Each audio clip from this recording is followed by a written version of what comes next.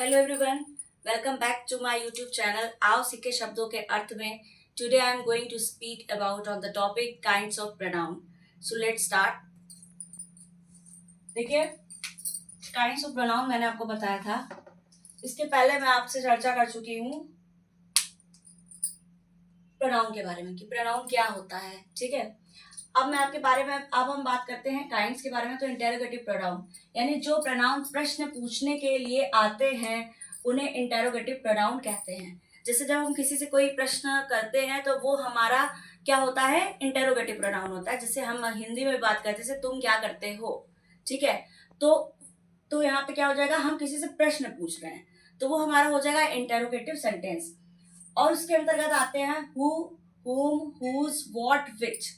ठीक है, हु माने कौन, हु माने किसका, हुज माने किसको, व्हाट माने क्या, विच माने किसका। मतलब इन सब के लिए हम लोग यूज करते हैं इंटेरोगेटिव प्रोनाउन के लिए। हम इन सब से पहचान कर लेते हैं कि ये प्रश्नवाचक ही शब्द हैं।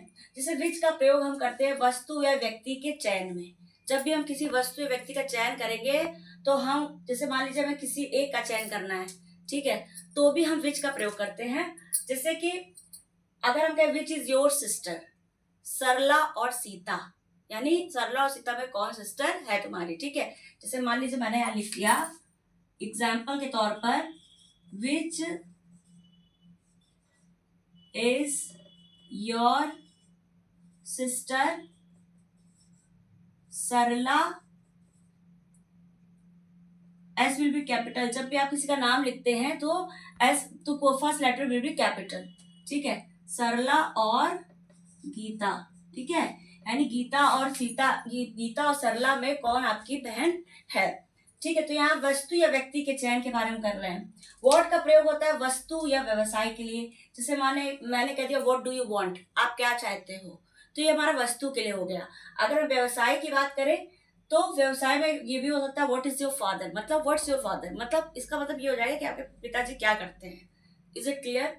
तो यहाँ पे आ गया, मैंने बहुत से एग्जाम्पल यहाँ पे लिखे हुए हैं। व्हाट आर यू रीडिंग, मतलब आप क्या पढ़ रहे हो। तो ये हम प्रश्नवाचक चिन्ह यहाँ पे हमने प्रयोग किया। तो बिना इंटेरोगेटिव साइन आप नहीं बनाएंगे तो इट विल बी रॉन्ग। आपको ये बिल्कुल मस्ट है कि आपको इंटेरोगेटिव साइन जरूर बनाना है in the last of the sentences. Who is there, वहां कौन है।